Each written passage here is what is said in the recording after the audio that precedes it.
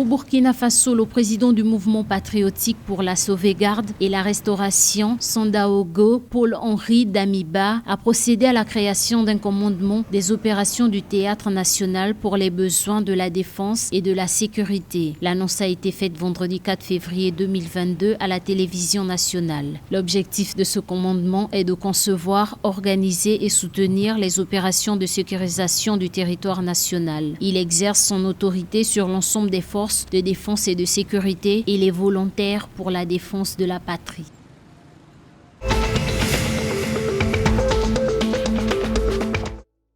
Lors de la session extraordinaire sur les situations politiques au Mali, en Guinée et au Burkina Faso, tenue le 3 février à Accra au Ghana, les dirigeants de la CEDEAO ont décidé de maintenir la pression sur les militaires au pouvoir en Guinée. Les chefs de l'État ouest-africain insistent sur la nécessité de respecter le délai de 6 mois précédemment décidé par la CEDEAO pour la tenue des élections. Après examen du mémorandum présenté par le président de la commission de l'organisation régionale, Jean-Claude Cassibrou, les chefs d'État ont pris note de la création du Comité national du Rassemblement pour le développement par la junte.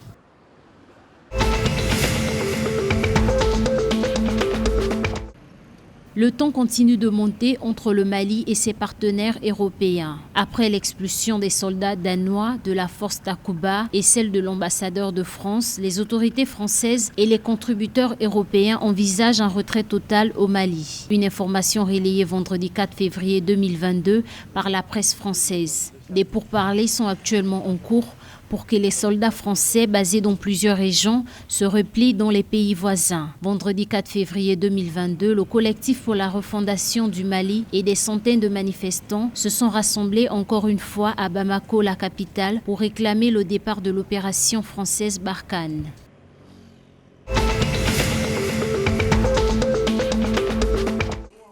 35 milliards de francs CFA, c'est le nouveau montant mobilisé avec succès par le Togo sur le marché financier régional coordonné par UMOA Titres. Ce nouvel emprunt a été bouclé vendredi 4 février à l'issue d'une émission d'obligations assimilables du Trésor d'une maturité de 10 ans adossée à un taux d'intérêt fixe de 5,90%. Selon le rapport d'UMOA Titres, la troisième opération de 2022 a enregistré la participation de 22 investisseurs de l'espace UMOA. Ce nouvel emprunt porte ainsi à 99 milliards de francs CFA la mobilisation cumulée du Togo sur le marché régional depuis début 2022, alors que le Trésor public togolais prévoit de lever 550 milliards de francs CFA au cours des 12 mois.